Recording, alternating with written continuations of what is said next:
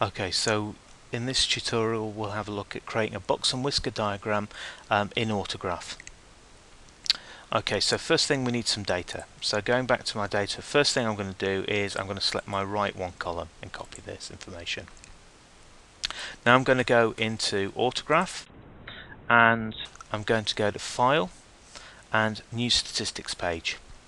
I can also access that by clicking on this icon here, which will also give me a New Statistics page. And I'm going to put some raw data in. So I'm going to paste my data in and give the data set a title.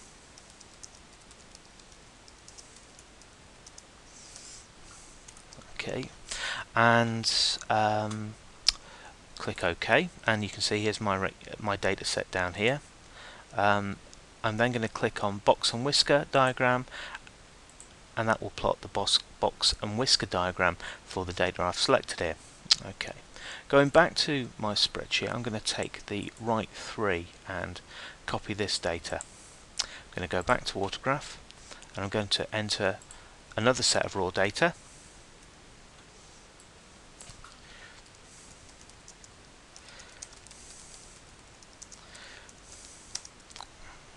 I'm going to click on OK, and you can see that by clicking on each data set I can select which one it is that I'm graphing my box and whisker plot diagram for.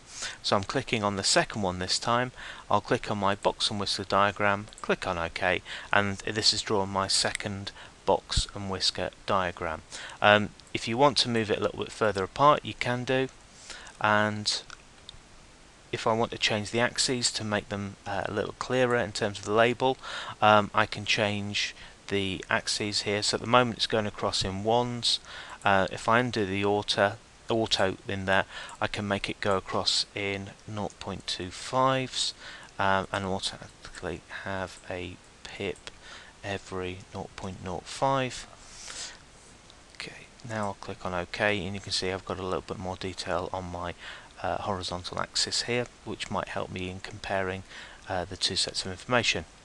A couple of things that are useful: if I take the first bit of information here and I go to my view statistics box, it will, for the data set that I've got selected there, tell me the mean, standard deviation, range, etc. for that information.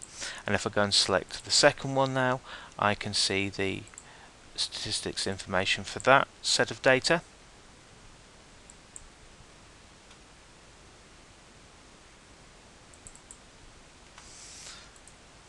Okay, right, just to finish with, one of the things you might want to do is put some information actually on the graphs themselves. So if you click on the text, it automatically populates it with some information from the statistics box, but you could write whatever you want into this box. Click on OK and it puts your text box.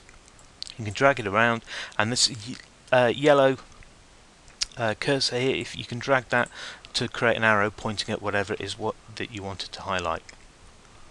When you've finished with this diagram, if you go to copy graph, you can go through to through to Word and paste in your diagram so it can form part of your report. Okay, I hope that helps.